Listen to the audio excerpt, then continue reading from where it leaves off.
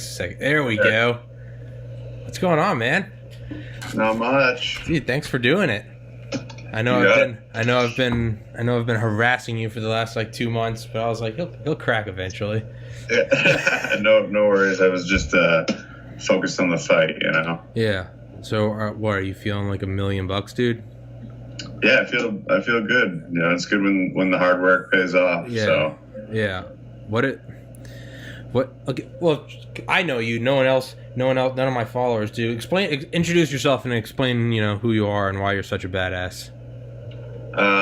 Yeah, my name is Jesse the Viking Erickson, is my nickname for MMA.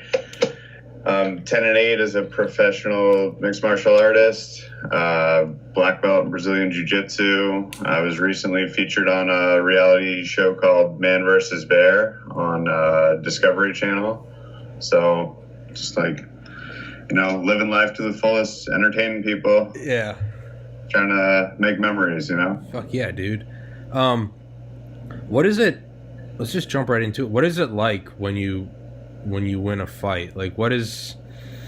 Obviously, I think I worked bar security, and I think I've been in a fight like twice. And by fight, I mean like me and like 10 other bouncers like tackle a drunk guy. But very fair confrontation. But even then, it all happens so like it's so fast. When I look back at it, it almost seems like it didn't happen because it's just this weird adrenaline punch. What is it like when you're actually in front of a ton of people and you win? What is that like? Just tell me, and no, it doesn't need to be some cheesy, well, we work hard and we win. No, what is it like? Like, you feel like a dragon, or a bear, I just destroyed that guy. Is it like a flashback to like caveman times, or am I just crazy and it's nothing like that? No, it's, you touched on like a couple of cool kind of details. So when you get into like an altercation, like on the street or, like in a bar or whatever it is, like there's no time to like really think about it. It just all of a sudden, boom, you're fighting. Yeah. So you get that like immediate adrenaline rush. Now imagine like going to bed every night for 8 weeks, knowing that like on this day, I'm going to get up and I'm going to fight a guy that's been training for the same amount of time, going to bed thinking about, I'm fighting this dude in 8 weeks, getting up every day and working hard in the gym. Like that's a whole different kind of feeling, Yeah. There's still like that adrenaline rush and everything, like when you do fight, but, it's just different than like an immediate kind of like street fight. It's just where it's there. There's no thinking about it, preparation, and just all of a sudden, okay, boom, I'm fighting. Mm-hmm. But with MMA, when you're, you just train for one guy for, a long time, and it's really rewarding when you finally get to fight him, and then your game plan and works out, and like everything that you've been drilling in the gym. The things that you've been practicing and preparing for all comes together in that moment. And I'm not one of those people that's going to be like, I really like MMA, but I don't like hurting people. Like, no, fuck that. Like, you can be a golfer if you like, you know what I mean? You can play, there's 1,000 sports you can play that have nothing to do with hurting people. Okay?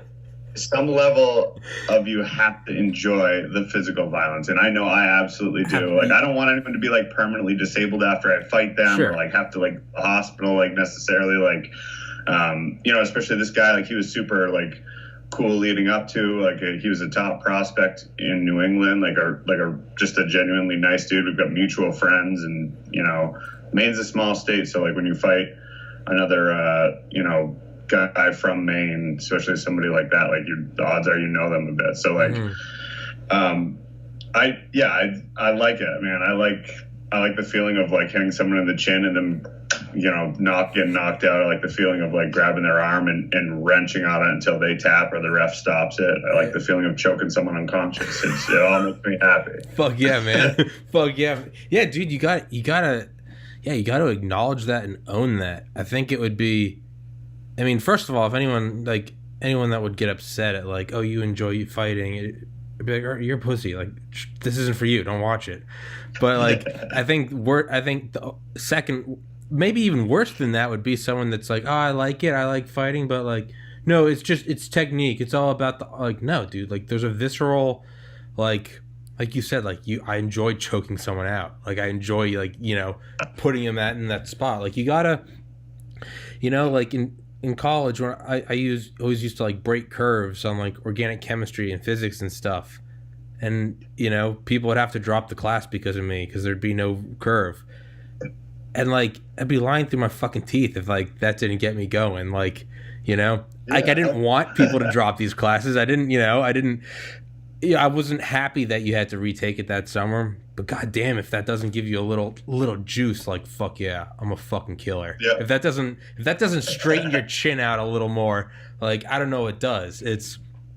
But like you said, it's not like you're trying to put someone in the hospital. It's not like, No, I wish them nothing but the best. Like when we're done fighting, Yeah. like while we're fighting, like it's fucking kill or be killed. Like Absolutely. if I don't do my job and try to finish the guy, if you show like an ounce of mercy in there, like that could be the time where you get reversed, and then they're the ones that are knocking your teeth out or breaking one of yours. Yeah, so. they're not slowing up for you. I mean, this is quite a jump in an analogy, but it's like when scientists in like 1950 were saying we shouldn't develop the hydrogen bomb. Truman said, yeah, it's terrible. He said, can the Russians do it? And they said, within 5 years, they'll be able to do it. And he said, well, get on it then. Because he's like, if we don't, they're going to. It's not that we want to. It's just like the other, you can't bank on the other guy being like, well, I'm going to go easy too. No, you gotta rip his fucking head off before he rips off yours.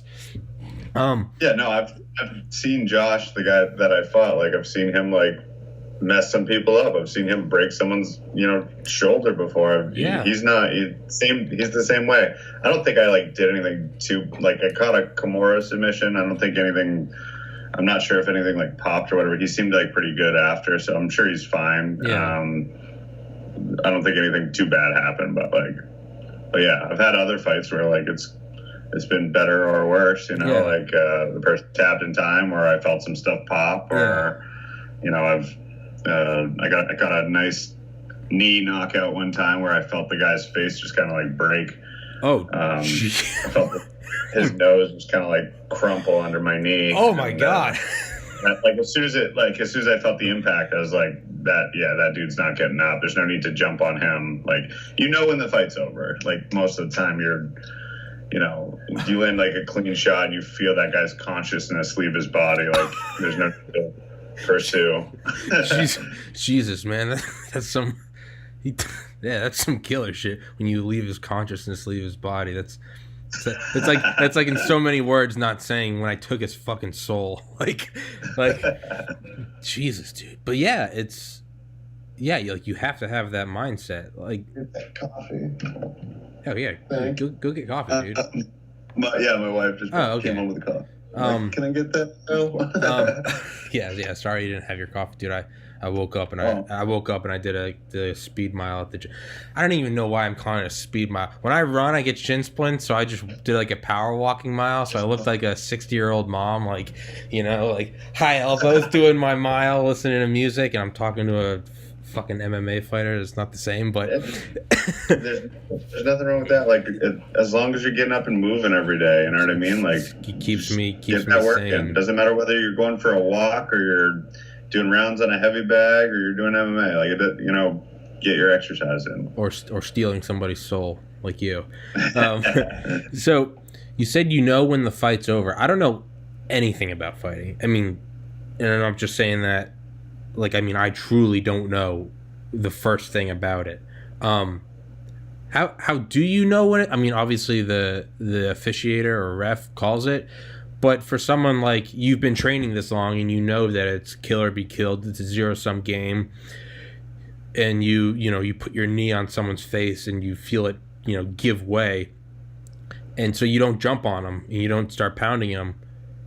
How do you decide not to do that? Because I imagine, if I'm just putting myself in and I'm just looking at it from my point of view, if I'm you, as long as that whistle hasn't gone, I'm gonna, unless I literally see his eyes roll back and blood coming out of his ears, I would keep going, because it's what if he gets up? What if he gets up knocks my ass out, and I'm looking back on this, for 1 year, 5 years, 10 years, like I thought I had him down, and I started walking away, and then he got up, and he. So how do you know when to not keep going, when to try to keep stealing a soul that isn't even there? That's a hard one to explain, really, like if you haven't been there. But like if you, so I'm not gonna pretend like I'm some like knockout artist or anything like that. Like I have like 2 knockouts and then a lot of submissions. Like I'm a jiu-jitsu guy. 2 more than I'll ever have. But like when you hit somebody like clean, and it's happened in the gym a lot more than it's happened like in the cage. But like I know you can kind of feel it. Like when you catch someone. It just, they stop moving normal. You know what I mean? Like they don't. Okay. They just become like a dummy. Like it's just, you can feel like they're, like I said, like their consciousness kind of like leave their body. Like it's I'm not gonna lie, it's a really cool feeling. Yeah, it is. When you hit three and they just, brain shuts off, you know, like, but yeah, like, and if I recognize that, like, I'm not gonna, like, I'm a sportsman, you know, like this is, this isn't war. This is like a sport. We're trying to win for sure. But like when the fight's over, the fight's over. Mm-hmm. So like if I hit a guy and I recognize like he's knocked out, like I'm not gonna jump on that dude and like see how many more times I can hit him before the ref like tries to stop me. Like it's not like he was like, talking shit about my wife or something beforehand or anything like that. Like I got no bad blood towards the guy. We're doing a sport, So yeah, it's you can recognize like when it's over. Like I've had other times where like I've hit the guy and he's like slipped or stumbled and stuff like that, and that's different. Like it's not the same kind of feeling. Like you're like, oh, I got him good, but I gotta stay on him now. Yeah. But like when you hit them and like you feel stuff like break in their face, like probably that dude's not gonna get up, or you hit him and like you see his chin go and he falls down. Like, like there's no need to like be a D-bag and like pound that dude anymore, you know? Yeah. But I guess it's maybe almost like playing basketball. Like some shots you're like, that one looks good, but every once in a while you'll toss one up and like you don't even need to look at it because you're like, that's in. Like it's just that feeling where it's just like it's like that's in. Fuck off. I'm running back down the court. Are there any people that don't have that basic human kindness that you have? So many people. There's so many people. I've fought guys like that, man, like that I know, like, man, if I don't beat this dude, like he's gonna keep going. There's this one dude that he kind of had a reputation for like going a bit after the bell. I think he got suspended in Maine because the ref had to like physically pull him off the dude after he knocked him out. Like the guy just wasn't stopping. And I fought him and like I won by armbar in the first round. And I remember like after I got done, like I rolled over and like looked at him and his eyes were like glazed over, like just rage. For one, that's not like an effective way to fight. Like if you're fighting that emotionally, like there's some holes in your game already. You're not thinking right.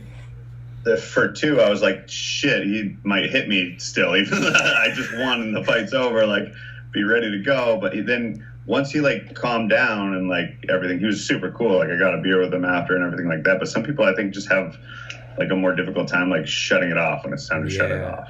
Like they're just kind of like stuck in that mode for a little bit longer. Yeah. It's like you ever watch any of the Batman movies? Dark Knight. Yeah, I'm a Marvel guy, but I've watched a few. Yeah. Like the Dark Knight Rises when Batman's fighting Bane, and Batman's just like throwing every punch, and Bane's like, "You fight like a younger man, like admirable, but mistaken." I feel like that's what it's like if you're going in emotional, just blind rage. And maybe it's a good game plan if you can catch someone in the first couple seconds, but it's like sprinting in a marathon. In all of my wisdom of fighting, but yeah. So, are there people that aren't? I mean, this is obviously the number of people in the world, it's going to be a yes. But have you encountered people that they're not cool at all after it? Like win or lose, it's still like fuck you. Like they've mistaken it for literal war. No, I've been, like some people I feel like take like longer to like shut it off, but for the most part I've been pretty fortunate. Like my opponents have been like a lot of people I fought are like super close friends now. So like I've been pretty fortunate in that regard. I haven't anything too crazy happen or anyone other than the one story that I told you, like where the guy's eyes looked like they were still glazed over with rage and stuff. I was not sure if he was going to be done right there or not, but yeah, other than that, no, everyone's like been pretty cool, like before and after and everything like that. Like I've had 20 something MMA fights now between my amateur and pro career. And I've seen like all levels of it. Like I've seen guys like some people like try to get in your face at weigh-ins and like intimidate you, and I'm like, dude, I don't care, man. Like, yeah. I've been here before. Like you can puff up your chest and act tough. Like we're getting in the cage the next day. Like why waste your energy right now? Yeah. Like, I'm just gonna smile at you, man. Like I don't have anything like to prove right now. Like we're fighting tomorrow. Yeah. So yeah, there's all types of people obviously in the sport, but I've been fortunate that like most of the guys that I've faced and worked with are pretty reasonable like after and stuff. So yeah. Now, what is the psychological game? Like how much does it play into it, or is that just some romantic like Hollywood thing, like you got to get in his head, or is there literally like are there tactics? No, there's definitely like tactics that you can kind of employ. Like I don't really like try to play like any like psychological games with my opponents like leading up to the fight. Really, like I'm confident in my preparation, but like there are some things that I look for. So when I'm at like weigh-ins, like when we're doing the stare down, like, and you look into the guy's eyes, like that's like pretty telling right there. Like, is he meeting me? Is he looking me in the eyes? Or is he looking at my forehead? Is he looking at my chin? Like, does he not want to make eye contact with me?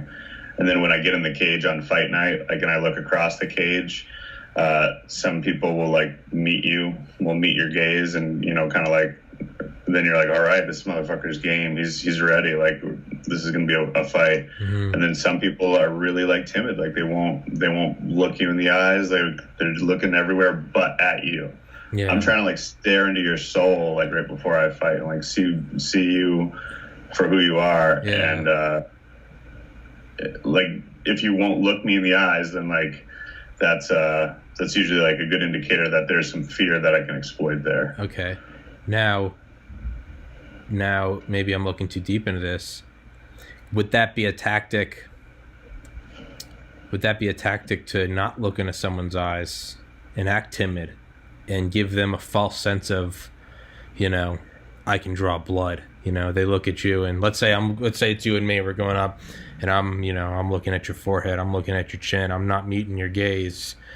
You're going, okay, like there's some fear I can exploit. But what if could it be entirely planned where you're like, I want this guy to just, even if it's 1%, I want him to get 1% out of his comfort, or 1% more into his comfort zone because he thinks that he's got me. Like, yeah, I suppose like someone could, we're talking about guys that hit each other for money too. I don't know how fucking deep most of them are, to be honest with you. Some of them, yeah, I wouldn't be surprised. They could be trying to play like that level of mind games with you, but I don't really, for me in particular, it's not going to really matter. Like I relish the idea of the guy like being ready, being the best version of himself, and being prepared physically and mentally for anything that I have to offer. Like I just want to like have a great fight, man. Like my favorite fight is probably Rory McDonald versus Robbie Lawler. Like when they like just beat the piss out of each other, and they come in between like I can't remember which round it was or whatever, but like Robbie's face is like, his lip is split, and he's like screaming, and like that's the type of stuff that excites me, man. Yeah. Like I'd love to have like a fight like that. Yeah. So like when you're like wanting to do something like that, you're not really like too worried about like little things like, okay, you know, kind of mind games he's playing. Like when you're absolutely prepared and you want like the bloodiest war that you can have in the cage, then it kind of makes everything else a little bit easier. You know? Okay. So my dumb ass, I'm over there trying to play like mental chess. It could absolutely like that's not dumb at all. Like there's absolutely some merit in that. Like some people probably are playing like those level of tricks on people, you know, but you probably aren't going to see that like as much on the local level. Mm-hmm. But yeah, like you'll see like UFC fighters at weigh-ins like looking up, like I don't want to look you in the eyes, like, you know, you don't deserve it. But okay. So yeah, there's definitely like there's all kinds of things that you can do, but yeah, you got to be prepared for whatever. Like, you know, is this guy like mentally bulletproof, or do I see like some sort of weaknesses? Mm-hmm. You could tell like from their other fights too. Mm-hmm. Like, watch like kind of how they behave like before some of their other fights. Like check them out like at their weigh-in video. Like check out their how they act before and after fights. Like when you're watching the tape, there's a lot you can learn from a fighter beyond just like what he's doing in the cage while he's fighting. Mm-hmm. There are some mental advantages that you can get, kind of like you're saying too. So yeah. you're on the mark with that for sure. It's well, it makes me think of there's some like Mike Tyson YouTube clip. I remember seeing it years ago because Joe Rogan was talking about it. But it's Mike Tyson talking, and he's like I'm wrapping up my gloves in the locker room. And he's like, I'm scared to death of this man. I've had dreams of this man beating me, dreams of failing in front of my family. And as I get closer and closer to the ring, my confidence is building. I'm scared to death, but my confidence is building, getting closer to the ring. And when I step into the ring, I'm a god. And he goes, I stare him in the eyes. I stare into his soul. And if he looks away for even just 1 microsecond, it's a chink in his armor. I know I've already won. He might last a round or two, but I know I've already won. So that's what I was thinking of, is like, dude, that's 100% on the money right there. That was like how I've had a lot of fights where like I've not experienced like any nerves like leading up to it, like to the point where like I've had friends and cornermen, a good buddy of mine, Mark Giovi, that used to corner me from Mass, like when I was first starting out. He used to always say like, he'd like shake me, he'd be like, you're like, you ready to fight? Like you haven't like really said much, like you're like super zen right now. Yeah. Like you're like, be excited, like you're about to fight someone. And I'm like, oh yeah, man, no, there's nothing to get it worked up about just yet, you know. Yeah. And like it's like right up until the walkout, and like he was right, man. Like because I had a lot of fights where like I didn't really experience any nerves, and then like you get in the cage, and then it all kind of hits you at once, and it's like a tidal wave. Yeah. This fight was a little bit different for me. It was more like, you know, how you just described it. I was. The guy that I fought was he was a top prospect, man. He was 7-0-1. He had 1 draw against a guy that was on the Ultimate Fighter. 7 wins. They were touting him as like, you know, one of the next big prospects in New England and the country, really, like top ranked. He was like in the top 100 in the country. Mm-hmm. So I was a huge underdog. I think it was like when I checked Tapology, it looked like I think 95% picked him to win, 5% picked me to win. So like I definitely like had some like nerves like leading up to that. Like I'm not gonna lie and be like, no, I was not worried for a second. Like no, like I was. Yeah. But it was healthy. It was like healthy nerves. Yeah. Like before the fight, I was like, oh, yeah, like, and even like before weigh-ins, I was like, ooh, you know, like. Yeah, maybe he'll miss weight and we won't have to fight or something. Like all these like weird things like run through your head like right before. Like, and of course, like if something like that happens, then you're devastated. Yeah. You're like, no, I didn't really want that. Like, but like your mind kind of like plays these little tricks on you, and like I got a lot of it this time, but it was the healthiest thing, because like when it was time to fight, then as I started to like warm up, I was like, I'm so ready for this, man. Yeah. Like I worked so hard this training camp. And like everything's working in my warm up. Like I'm moving the way I want to move. I feel comfortable. I feel relaxed. we make the walk out towards the cage. Like there's a little bit of nerves, but like they're starting to die down. Yeah, I'm cage side now, and then I just like a lot of times like before you fight, you get like wicked like dry mouth, and like you need some water. I remember my coach being like, "Do you want some water?" And I'm like, "No, I'm good, man. I feel great right now. Like I'm so relaxed, comfortable. Like it was like everything kind of happened the way it needed to happen. Like I got comfortable at the right exact moment. The nerves worked themselves out right before I got into the cage, and then when I got in the cage, I was like, here we go. It's showtime. Let's do it. And the nerves were gone. They were gone. It was time to fight. Yeah. Did you take his soul?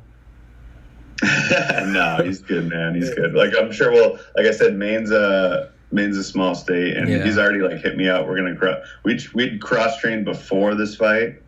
We've got mutual friends, like I said. He trains with like a really close friend of mine in Thai boxing, and like I'm sure we'll train together again, soon here too. He's talented. He's still going places, man. He's gonna learn more from losing to me. Like he's got the potential to accomplish much more than I have. He's 7-1-1. I'm 10-8. I'm 32. He's younger than me. Like he's still on everyone's radar. Like this is not like the end for him. This is just the beginning. Like I look forward to like helping him with some jiu-jitsu and like seeing how he develops and it's gonna be good, man. It's gonna be probably the best thing for him. He hasn't lost in a long time, and sometimes that's just the kick that you need to like to come back stronger for the next one. So what's in the future for you? I'm 32. I'm going to be 33 in April. Like I'll never retire. I think it's cheesy because like everyone in MMA, especially on the local season, like it seems like every day, like I'm retired, and then they take another fight, and like I just think it's cheesy. So like I'm never going to officially retire. I am a fighter. It's what I love to do. It's part of who I am. There is no retirement for me. Like eventually I'll just kind of naturally stop. I've already slowed down a little bit.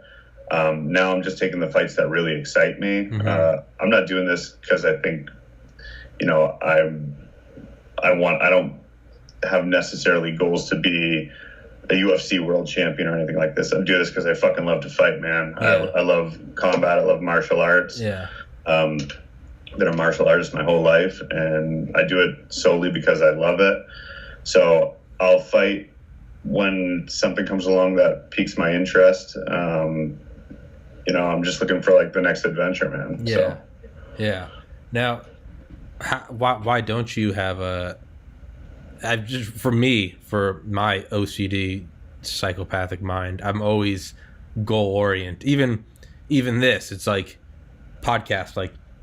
This is podcast number 33. Like today, I'm going to get to 33. Like if I don't have a goal, like I'm dead. If I don't have a goal, like after John passed, I didn't have a goal for like 5 years. I think I probably aged 50 years in 5 years because it was just eating McDonald's and drinking, and like it was just like there was no fight in me.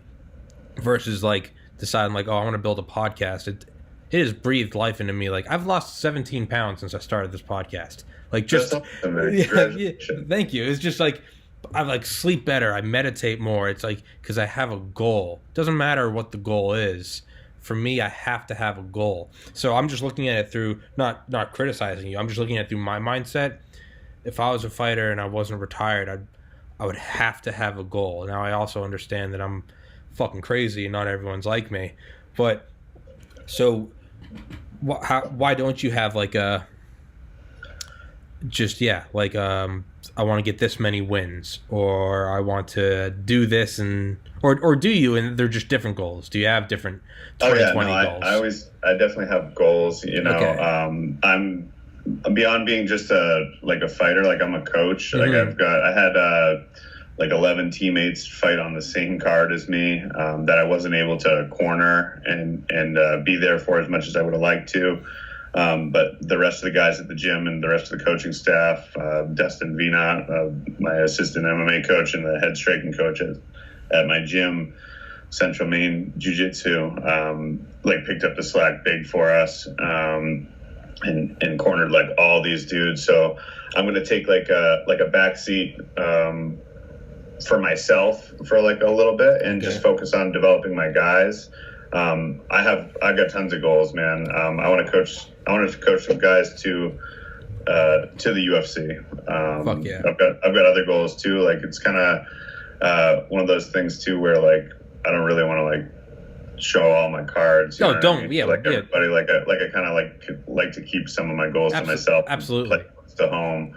That way people aren't like, you ain't gonna do that. Yeah. Like, dude, just watch. Like just wait and see what I do because I'll do something special. Yeah. So I've definitely got some things in mind and some plans, but I'm gonna play those cards. Good. Close for now. Yeah. But like I'm always looking for competition too. So like. I think I'm gonna maybe like jump into some jiu-jitsu tournaments too to stay active. That way I can still focus on like cornering and coaching the guys for MMA, but like keep competing myself. Mm-hmm. I want to do some more things with CrossFit too. Like I'd like to develop my strength a little bit more too. There, I got a really good coach over there, Rachel Nutting, CrossFit 196 in Lewiston. She's amazing. Shout out. Yeah, and then. My other team, Recon MMA in Westbrook, Maine, they're awesome too, and they've given me a lot this fight camp. A lot of those guys have worked super hard to like get me ready for this fight, and I want to give back to them however I can, and help some of those guys get ready for their fights as well. So we've got goals, some short-term goals here too, and we'll work on those while I keep some of my long-term goals like in my back pocket. I'm still working towards them, just a little bit slower, and just kind of like just keep grinding, like every day it's a new adventure. Like get up and hustle. You know how it is, man. Yeah. No, dude, I get you entirely. I also get you with the not every goal needs to be put on public display. I really do think there is something to keeping it to yourself and not in just. There's one way, like you don't want to give away all your battle plans, but even goals you have where it tactically doesn't matter. It's not like you're, you're a World War I general and you don't want the other side to literally figure out what the fuck you're about to do. But I think there's something about, even if let's say you're a World War I general and your goal is to invade here and do this, but your goal is also to lose 10 pounds, like, it's almost as beneficial, I think, to maybe not tell everyone you're trying to lose 10 pounds. Like I think I really do believe there's something to that, where it's almost like, not to get all like spiritual hippie and shit, but I feel like the less people that can know about it, it's the less people that are doubting it. And personally, I don't give a shit when people say like you can't do things to me. Like, dude, I was a meathead until I was 20.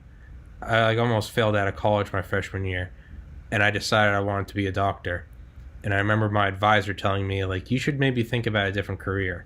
And I just remember thinking, like, fuck you, fuck everyone like, fuck everybody.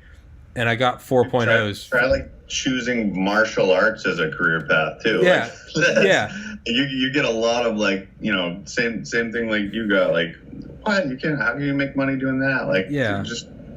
Don't worry about it. Let me do my thing, and I'll take care of that. There's definitely some fuel when people say you can't. Like, it's just, and I loved over 3 years. Just I had to get nonstop 4.0s, and I did it, and I got into medical school, and I just remember thinking like, fuck you, fuck everyone.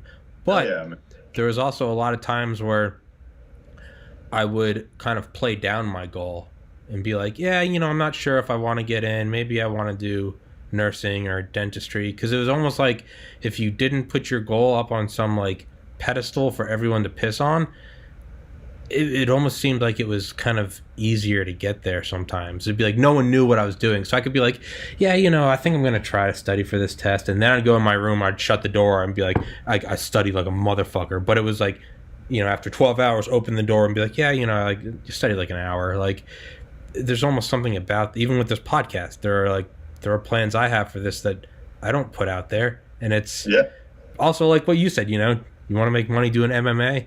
Do you know how many looks I get when it's like, you got into medical school and I didn't go? I decided not to go. I turned it down. Yeah. It's like, you could have been a doctor and you're podcasting, like talking about like shitting your pants and drinking stories. Like, what the fuck? And it's like, you know, like some of it's fuel for, you know, it's like, you know, everyone else that got into med school with me, they're now all, you know, it's 7 years later. Right now, they're all wearing white coats and they're in hospitals. And here I am at 9:30 in the morning talking to you, and you're like, "Yeah, I fucking stole a motherfucker's soul."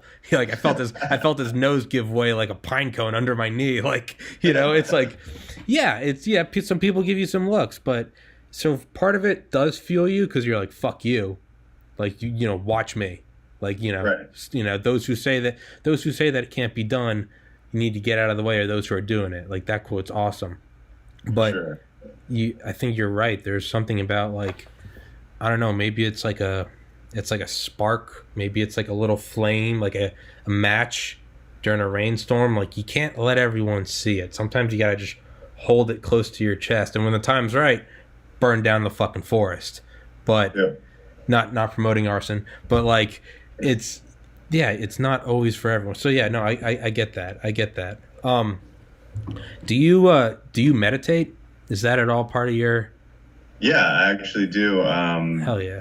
We were doing it like as a family for a little while too. It was pretty cool. Like I'd like to get back into that, but like we had like kind of a little like bedtime routine where like me, my wife, and my son would all be like, we'd put on like a guided meditation on like Alexa or whatever, and like just all kind of like, and he's adorable. Like he's like sitting with his legs crossed, like, like it's so cool. Like, little Buddha. Do it like that, bro. You can just close your eyes and do it. Yeah.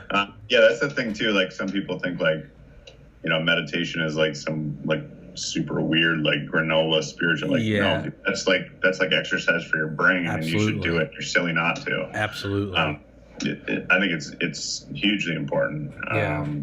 But yeah, I do it pretty much every night, like to some degree.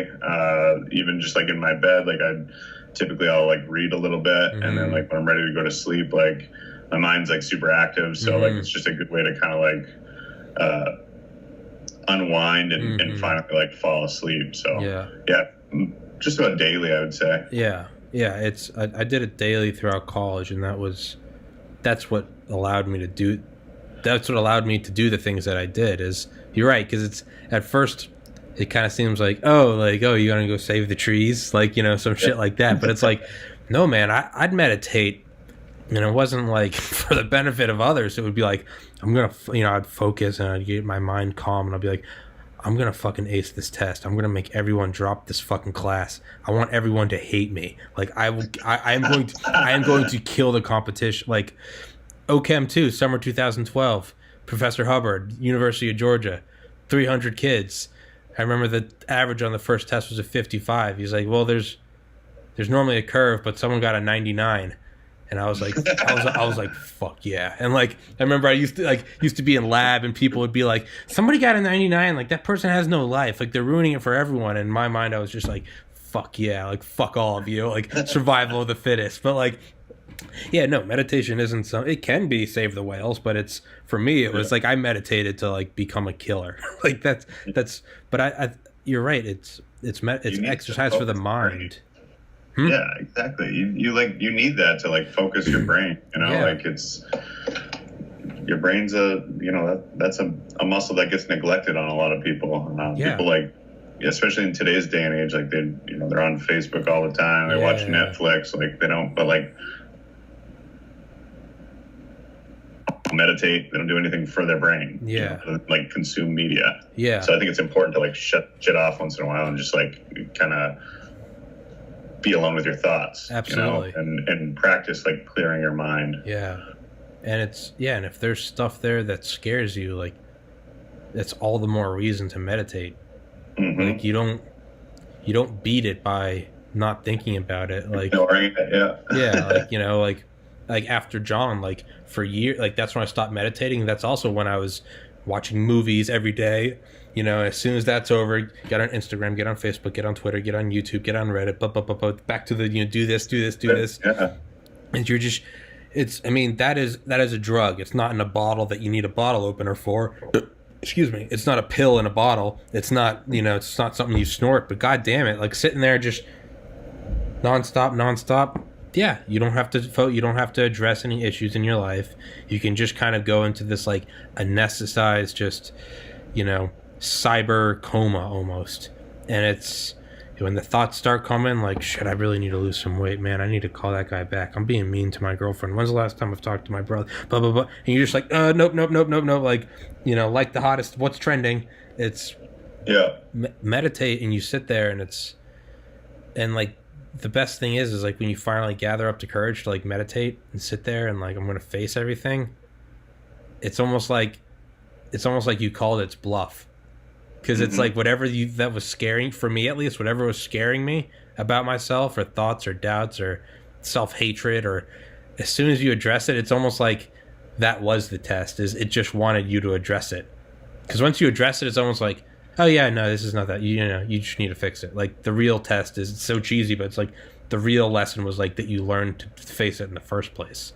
I'm like that every morning. Meditated this morning. As soon as I sit down, it's like my mind's flitting, just left, right, up, down. What am I doing? What gotta talk to Jesse? Went to the gym earlier. What am I doing later tonight? What about? And it's just the longer you sit there and just in, out, in, just down like that, and all of a sudden, it's almost like when there's like the washer machine's on or the dishwasher's on, and you don't realize it's on until it turns off, and you hear that silence, and you're like, oh, what is that?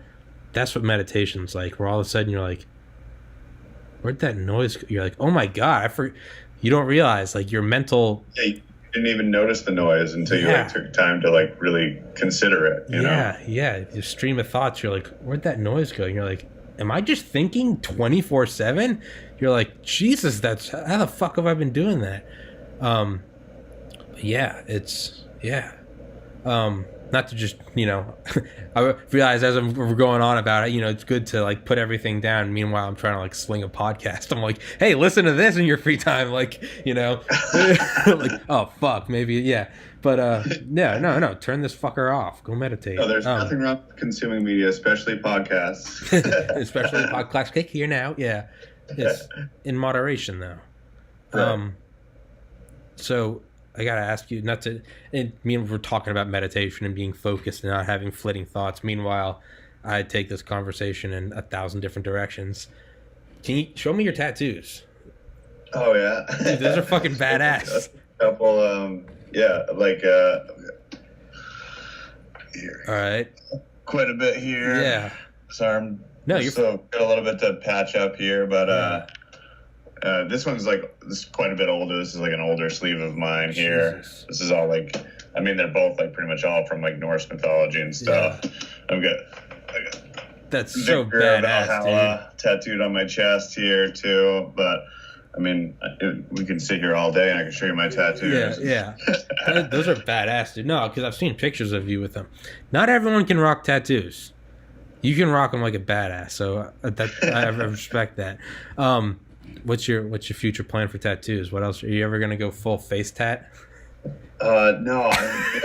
I really want to get like my throat filled all the way up, packed. Yeah. But my wife is super against it. Like she'll come around eventually. Yeah, in due time. Right? Yeah. But we'll see. I'm working on my legs right now. Okay. I got a couple pieces on my legs. I think I'm going to sleeve out my left leg next too, kind of like a trash polka style. That's like the current project. And then I still need to get my black belt tattoo. I've got my blue, purple, brown belt tattoo on my ribs here. Those all came out awesome, but now I always said once I got my black belt in Brazilian Jiu-Jitsu that I'd get a Japanese dragon, black and red, over a large portion of my back. And I'm just kind of dreading getting it done, but I need to book that appointment. The back and ribs are brutal. I'm pretty mellow with all my other locations. They're yeah, that's a high pain area. I'm that's fine. It's not too bad, but I'm not gonna lie, like I'm a baby when I get my ribs tattooed. You fight motherfuckers in a cage for a living. Yeah, and I would rather fight, anybody than get my ribs tattooed. Yeah. Jesus. Yeah. I'm just thinking you're one spot that I'm like, oh, I have to get that done again. Yeah, you're tough. So that'll be next, probably my either my leg or the dragon piece. Yeah, what'd you say? You said some pattern. You're something like something. Trash polka. It's like just like a tattoo style. It's like black, red, and it's got like color splashes and like dots and things like that too. You can see some of it's like on my Instagram. I think my most recent tattoo on there. It's like a Viking helmet and crossed swords, and then there's like a swirl of like red around it and like polka dots like that too. Fuck it, I'll just show you it. Fuck yeah. Get sweatpants on, it'll be easy enough. Yeah. Here. Oh shit. Yeah, so like kind of like that. Fuck yeah. Jesus Christ, dude. And then I got on my thigh, this is like for the man vs. bear. Yeah. Kind of the man vs. bear tattoo. Oh yeah, shit. I forgot about that. That's a badass tattoo, dude. Yeah. So like it's all kind of like that art style. Yeah. We're gonna do that throughout the whole that's leg. sick. Yeah, that's sick. Shout out to CNC Tattoo. Shout out. They've been sponsoring me for years and doing like lots of good work on me, so I'm super appreciative of them. Chris O'Leary is an incredible tattoo artist. Fuck yeah, dude! Give me, if they have a link to something, give it to me. I'll pin it and put it in the description. I completely forgot to ask you about that, dude. How was Man vs. Bear? Oh, that was a wild experience, dude. That was I'm just like sitting at home, like doing my thing, and I get a message on Instagram that's like, "Hey, I'm casting for this show called Man vs. Bear," and I just thought I was like a crazy person. I just ignored it, like what is that? And the next day, my phone rings, and this guy's like, "Hey, I got your number from Central Maine Brazilian Jiu-Jitsu. I am casting for this show, and I think you'd be a good fit for it. It's called Man vs. Bear. What do you think?" And I was like, "Do I fight the bear?" And he goes, "No, but I like your attitude. I get you to do this application." And it was a long process, but like finally we got to the point where they flew me out to Utah for filming, and we did the thing. It was weird, man, but it was a cool experience. Those bears were they weren't like Maine black bears. They were big. That's fucking terrifying, dude. Yeah, fuck that noise. What? Yeah, like the biggest one was Bart the bear. He was the bear from Game of Thrones that fought Brienne of Tarth in the fighting pit. Oh Jesus. Yeah. So like they're super well trained. Like people are like, it's funny like seeing people like we live in like a day and age where everyone like wants to like bitch first before they know anything. Yeah. And they're like, "Oh my God, those poor bears!" And the collars they must have used, and they chained them up. And I'm like, no, dude, the bears were treated 1,000 times better than anyone on like on this show. It's the middle of summer in Utah, and it's like by noon it's 100 degrees. So all the bears have to be done filming by noon. So they like rush us out to like do the challenges, and then they back film everything else. So they're like, "All right, I'll now do the interview about like when you did this challenge, and now do like this piece." So like the bears are like getting like hosed down with water, and we're standing in the hot sun, like baking and doing these interviews and stuff. Like bears were like rolling around, playing, like jumping in the water, like having a blast. Like, we went to their sanctuary for orphan bears that would have died in the wild, and we get these like dumbass like vegans like online talking about like, "How dare you?" Yeah. Yeah. And that's not to say all vegans are dumbasses. I know a lot of cool vegan people, but these dumbasses were vegans very well. These bears were treated very well. Yeah, dude. I was gonna say I was going the opposite train of thought as you were. You're like, people are, they must have shock cause. And like, fuck yeah, I hope they do. No, they had nothing, dude. Nothing. Like they just, the scariest one was when they were like running behind us. Like we had like a 50-yard head start, but bears are pretty fast. Yeah. So, like, they're like, the bear's gonna stop at this point. I'm like, well, I hope the fuck it does. If I ever needed like motivation to run, like I got it. Run from a fucking bear. Yeah. So there's no one there with like a 50 cal or something. They had. I don't think anyone had like any guns or anything. They had their trainers there and stuff, but they were like, all they needed, man, was like a little bit of Cool Whip here and there. Yeah, the bears were very like food motivated. Yeah. Well, your food. That's of course they're gonna be food motivated, dude. You have more fucking trust in those trainers than I ever would. Like, no, the trainers are there. Like, fuck that. Yeah. I want someone with a bear at 50 cal. Well, that's, we've grown up around like wildlife and hunting and things like that. So like we know like wild animals are not like to be trusted, but like the naivety of some of these people like on this show, dude, they're like, can I pet the bear? I'm like, dude, fucking go for it. I'm not going to pet that thing. Like, I'm staying over here where it's safe. Yeah. You have no idea what that thing can do to you, and all it needs to do is like smell something it doesn't like, or like you could surprise it and turn around and swat you and you're dead. Like, you got no idea how powerful these things are. Yeah, dude, they're furry tractors. They're tractors with exactly. They're tractors with teeth. Too. Like, I'm like one of the smallest guys on the whole season of the show. I'm 170 pounds. I've got like 300-pound like national champion arm wrestlers and bodybuilders and stuff. And they're like, first challenge we get there, they're like, all right, you're doing tug of war. I'm like, I'm doing what? Tug of war? All right. And like, let me buckle in all 170 pounds and grab this rope. The bear grabs the other end of the rope and just like twitches his neck. And I'm like, whoa! We'll pick that up on the obstacle course, I guess.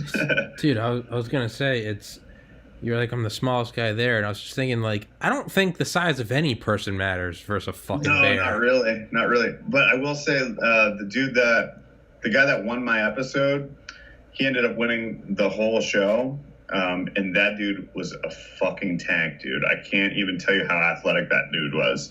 He was a national champion arm wrestler. He was like a lifetime track and field athlete before that, so he was fast as shit.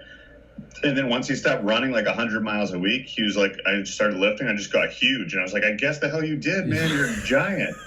He looked like, he said he got mistaken for the mountain like all the time. Like people think he was the mountain. And he legitimately beat the bear at a couple of the competitions. Beat the bear. The bear like wasn't able to pull him into the water. They just told him to let go after he got like all of his points. Yeah. They're like, like it sounded like the bear was getting frustrated. Like they're just like, just go into the water now. You got all the points. And so he let go because they told him to. Yeah. And we did the eating challenge. This dude, so we had like 1 minute to like eat as much food as we could, like all bear themed items, and each food item was worth a different amount of points. They're like, there was like 10 seconds left or 20 seconds left, and I look over, I'm just getting down to one thing. Like, it was mussels, which was like not a big deal at all. I was like, that's like clam dinner in Maine. That's nothing. Yeah. So like I'm eating the mussels, and I look over, but I'm not like a super fast eater. I look over, and the girl next to me is almost done the bugs, which is worth like one more point. And I look down to the end, and Bruce, the guy that won, of course his name is Bruce. Done. He's done. He's cleaned his plate. Like, the whole plate is gone, and it's just chilling, and we're both still, like, everyone else is still eating, including the bear. Everyone's just still eating. This dude's got a napkin, like, like, oh, it was ridiculous. But yeah, like, that was kind of cool, because after I ate all the mussels, I was like, shit, I'm gonna lose to Christina if I don't like get something else down. I have to eat all of another item. And they said whatever we get in our mouth, as long as we don't like spit it out, like we'll get the points for it. So it's like, well, time for a power play. I scooped up all the silkworms. Silkworms was like the bear delicacy of the day, worth 5 points. And I was like, I need these points. So I stuff all the silkworms in my mouth. Oh, like that. Close my mouth, and then they're like time, and I'm like, I gotta swallow these now. So I got all these silkworms in my mouth. My eyes are watering. I'm gonna throw up listening to you. They were like the most joyless gushers. Like they just like All the I'm squirting not up kidding, the dude. gut. I'm fucking nauseous. They were gnarly, dude. They were gnarly, but I got it done. I got it done. But yeah, so, Dude, I'm not putting on like an act. I believe you, man. Like you should have seen the girl next to me, like when I was talking about it too. I was like, "Do they squirt when you buy them?" And she was like, "Can you not say that?" Oh shit, because they did squirt. It's like eating a bag of zits.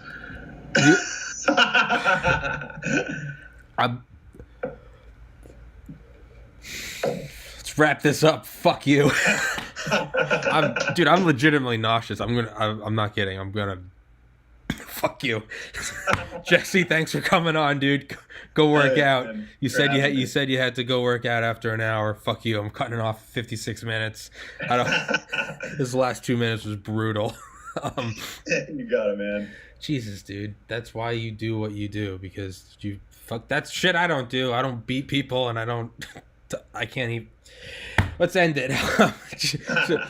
Dude, send me the link to that tattoo place and anyone else you want, and I'll plug it in, and I'll put it in the description, and I'll tag it in the comments, and I'll send you the link when this is uploaded, dude. Thank you very much for doing it. Awesome. Yeah, nice talking to you, man. Take care, buddy. Yeah, and you're a sick fuck. You're a sick. Thank you. Yeah.